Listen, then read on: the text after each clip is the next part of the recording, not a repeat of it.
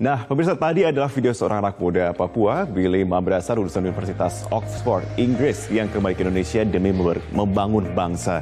Selain Billy, ada juga sosok muda Papua lainnya, yakni Neas Wanimbo. Sama seperti Billy Mambrasar, Neas Wanimbo juga tergabung dalam Papua Muda Inspiratif. Neas mendirikan perpustakaan bernama Hanowene di Hanowene, Papua. Ia juga merintis pembangunan perpustakaan di 4 daerah lainnya, yakni di Sorong, Kaimana, Sarmi, dan Lanijaya. Ia berharap siswa bisa dengan mudah mendapatkan akses bahan bacaan karena ia merasakan betul bagaimana sulitnya mendapatkan buku bacaan saat masih berada di bangku sekolah. Just had one teachers and we teaching 6 class a day and also we don't have proper book to read. So my hope is. Lantas bagaimana misi para pemuda ini untuk membangun Indonesia? Sudah bergabung bersama kami di studio Sama Baik Indonesia, pendiri Kitong Bisa, Billy Mambrasar, dan pendiri perpustakaan Hanowene, Neas Wanimbo. Halo teman-teman, selamat pagi. Selamat pagi. Selamat pagi semuanya. Oke, Billy, Neas, bentar. Jadi saya lihat dulu ya tadi itu ya, lulusan Oxford. Kamu juga sudah pernah bergabung ke SDG juga. Iya. Kenapa kembali ke Indonesia? Di sana kan pekerjaan banyak. Ya sebenarnya saya juga sebelumnya sekolah di Australia, ya sekolah di Inggris. Banyak lagi loh, malah ada sekolahnya tuh. Iya. Dan begini berpikir kalau misalnya bukan kita yang nanti menggerakkan pembangunan lagi di Papua sendiri atau di Indonesia, nanti siapa lagi yang menggerakkan? Jadi dan memang saya tidak tahu, mungkin seperti teman-teman Papua yang lain, kita merasa Papua ya merasa pulang dan feel at home lebih nyaman. Kemudian banyak masalah yang harus kita kontribusikan atau kita selesaikan. Kalau di luar negeri kan semuanya sudah tertata dengan rapi. Berarti kalian merasa masih banyak PR yang tentunya akan dibawa ke Indonesia, terutama di tanah kelahiran kalian. Betul. Begitu ya. Iya. Oke, Neas juga melihatnya juga tergabung di perpustakaan itu juga, berarti gerakan perpustakaan itu ya. Berarti memang melihat itu memang masih menjadi PR tersendiri di kampung halaman berarti. Iya, jadi itu sebenarnya dari pengalaman yang saya dulu sekolah, kami hanya memiliki satu guru, dia mengajarkan 6 kelas, dan saya tidak mau pengalaman seperti itu yang mengalami sama saya punya adik-adik. Dan kita dulu tidak punya buku untuk baca dan menulis. Jadi harapan saya dengan adanya perpustakaan ini, walaupun di sana tidak ada guru atau hanya satu guru, tapi ada buku-buku yang menyediakan mereka untuk bisa belajar dan bisa akses ke pendidikan. Jadi saya selesai lulus, saya balik ke Papua dan menjalankan proyek Hanowene ini. Hanowene ini, tapi sudah berapa lama sih untuk proyek Hanowene ini? Ini sejak dari tahun 2017. 2017 ya. Oke, kalau yang ini gerakannya? Dari 2009. 10 tahun. 10 tahun. Awalnya itu gimana? Kamu melihat 2009, terus kamu mau mulai untuk menggerakkan anak-anak muda semua untuk ayo kita bersama-sama. Itu gimana tuh cerita awalnya itu? Jadi saya kan lulus dari ITB, itu saya struggle sekali waktu kuliah di ITB dulu. Dan saya dari latar belakang keluarga yang sangat miskin sekali. Dan bagaimana harus survive sampai menyelesaikan pendidikan ITB dengan kemudian harus berjual kue, ya kan. Kemudian akhirnya pas lulus dapat pekerjaan yang baik, saya mengangkat orang tua lah istilahnya dari kemiskinan. Saya bekerja di perusahaan migas sebagai seorang insinyur, perusahaan migas asing Inggris. Kemudian saya berhasil keluar dari kemiskinan dan keluarga. Tapi saya pikir di sekitar kampung, di sekitar rumah itu masih banyak yang mungkin harus saya inspirasi dan kasih tahu cara untuk bisa mengikuti kisah yang saya sudah alami. Itulah sebenarnya lahir. Jadi dari 2009 itu lahirlah kelas pertama berdiri, dihadiri oleh 5 orang yang kemudian berkembang besar gitu. Waktu kalian pertama kali untuk mengenalkan program-program kalian ini, reaksi masyarakat di tanah kelahiran kalian seperti apa? Awalnya mungkin tidak terlalu merespons awalnya kan, karena ini apa sih begitu. Oh, ini apa sih gitu ya? Ya, ini benar apa. Jadi tapi butuh konsistensi dan terus untuk persuasi untuk menunjukkan kepada mereka bahwa ini hal baik yang mereka bisa ikuti. Sejak 2 tahun lalu bagaimana kamu pertama kali mengenalkan itu, kemudian ini buku-buku bacaan ini semuanya teman-teman, itu reaksi mereka gimana?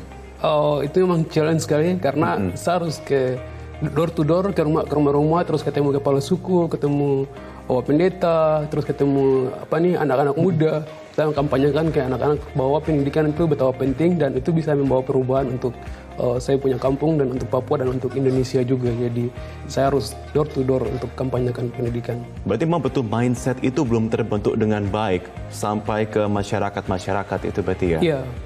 Masih menjadi PR berarti ya. Iya. Oke, sebelum langkah lebih jauh lagi, mungkin saya mau ke Billy dulu. Saya mau tanya dulu mengenai program di sini berarti sebenarnya. Jadi fokusnya itu sebenarnya apakah memang fokusnya di pendidikan saja, atau mungkin ada fokus-fokus lain seperti sanitasi ataupun yang lainnya sebenarnya untuk gerakan ini? Oke. Jadi sekarang kita bicara tentang pergerakan Papua Muda Inspiratif. Kisah saya, kisah Neas itu hanya 2 dari sekian ratus kisah anak-anak muda Papua yang kembali sekarang berkarya di masyarakat Papua, membantu untuk membangun gitu. Kami kemudian berkolaborasi, bergandeng tangan untuk bilang mari kita mendirikan sebuah pergerakan Papua Muda Inspiratif, yaitu kita menunjukkan anak-anak muda Papua itu bisa kembali berkarya dalam bidang masing-masing. Bidang kami itu ada pendidikan, literasi, kewirausahaan seperti saya, ada yang pilot, dia mendorong pergerakan aviation dan mendorong anak-anak Papua untuk menjadi pilot-pilot.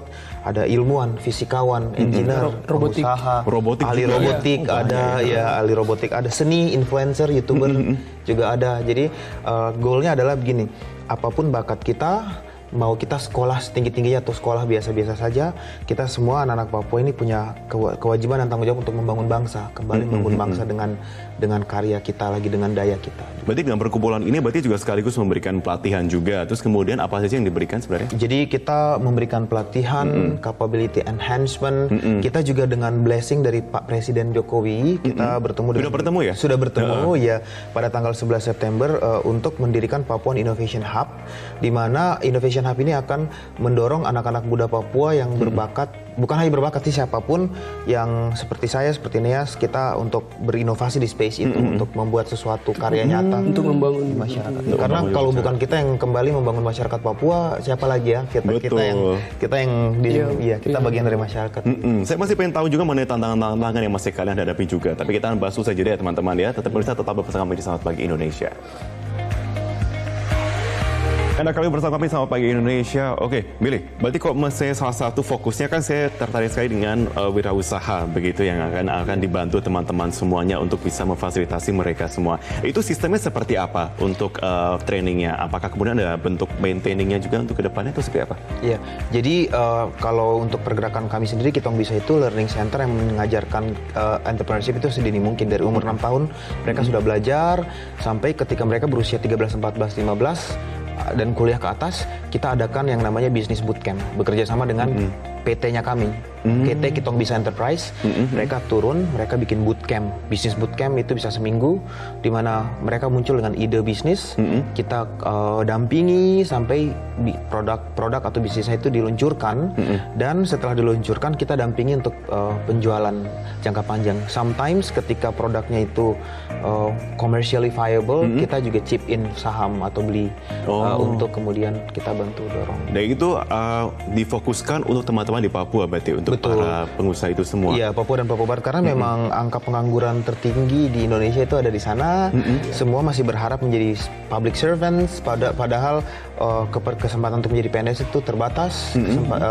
Jadi memang solusi yang terbaik itu adalah mendorong anak-anak untuk berpikir menjadi pebisnis, begitu. Dan itu sepaham dengan Pak Jokowi punya fokus juga. Fokus pada waktu ketemu kemarin itu makanya ya. Iya. Tapi setelah kemudian kalian chip in idea, kalian kemudian pitching idea bersama dengan mereka, potensi mereka gimana sih? Sebenarnya mereka tuh apakah memang keinginan menjadi seorang entrepreneur itu besar sekali atau gimana? Sebagai anak Papua, saya bangga dengan anak-anak Papua punya kemampuan yang mereka sangat-sangat belum discover, bahwa mereka adalah anak-anak yang sangat kreatif, anak inovatif, dan fighter. Yang ketiga ini fighter.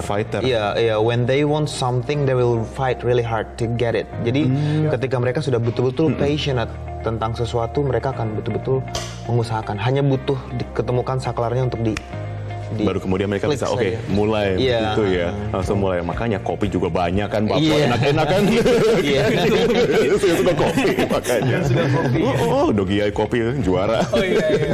Nah, tapi kalau misalkan untuk gerakan ini, itu apakah bisa dijangkaukan dari semua masyarakat seluruh Indonesia ketika ingin menyumbang buku untuk mereka semua, atau seperti apa sih sistemnya? Jadi kalau untuk masyarakat yang ini menyumbang buku, kami ada di beberapa tempat di Indonesia, maksudnya di Jakarta, di Papua ada di Jayapura dan di Wamena. Dan untuk informasi untuk donasi buku bisa kunjung di hanweni.org. Di sana kami hanweni.org, di sana sudah kami sediakan, dia punya alamat dan siapa yang mau bisa dihubungi untuk pengiriman buku dan lengkapnya di situ. Paling dibutuhkan buku seperti apa untuk teman-teman mereka yang ada di sana semua? Jadi buku-buku yang kami kirimkan ini tidak hanya untuk anak-anak, karena target proyek saya ini perpustakaan daerah pedalaman. Seringkali kalau kita kirim buku bisa sampai 2-3 hari, dan proyek saya ini tidak hanya untuk anak-anak kecil, tapi itu untuk menuntaskan buta huruf untuk orang besar juga di daerah pedalaman.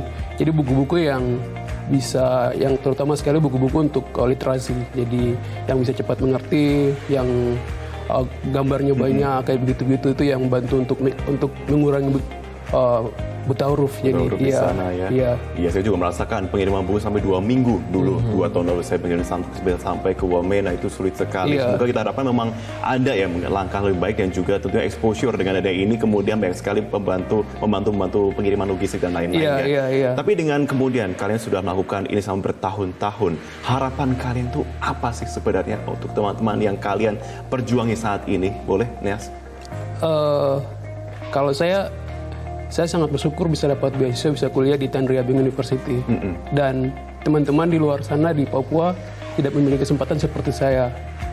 Dan saya mau bilang ke teman-teman untuk keluarga kita miskin bukan berarti membatasi kita untuk maju gitu.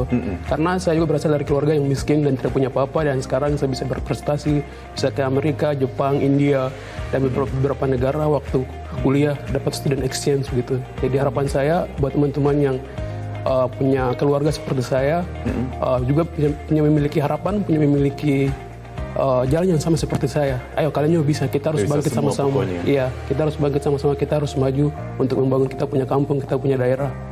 Jadi harapan saya ingin melihat adik-adik saya dan saudara-saudara saya di kampung itu mereka punya hak yang sama seperti saya juga. Oke, Billy, singkat saja boleh? Ya, singkat saja. Harapan saya adalah pemuda-pemudi Papua itu menjadi bagian aktif dalam pembangunan, karena mereka punya kemampuan, mereka punya potensi, mereka punya bakat yang besar, dan pemerintah bisa mempergunakan pemuda-pemudi Papua itu menjadi agent of change dalam segala bidang begitu. Dan kata Presiden Soekarno adalah berikan saya 10 saja pemuda, maka saya akan bisa mentransformasi bangsa ini. Saya pikir pemuda-pemudi Papua itu punya potensi yang sangat besar, bakat, kemampuan untuk digunakan untuk membangun. Saya percaya, setelah kalian mencoba menjelaskan itu, saya sudah sangat percaya sekali bahwa potensi luar biasa. Saya dukung terus tentunya tim Hamba Indonesia, juga dukung terus exposure tentunya teman-teman. Terima kasih sudah berbagi inspirasi pada pagi hari ini ya. Sukses terus tentunya Billy dan juga Neas. Baik, dan kami akan kembali usai jeda headline 10 waktu Indonesia Barat. Tetaplah bersama kami.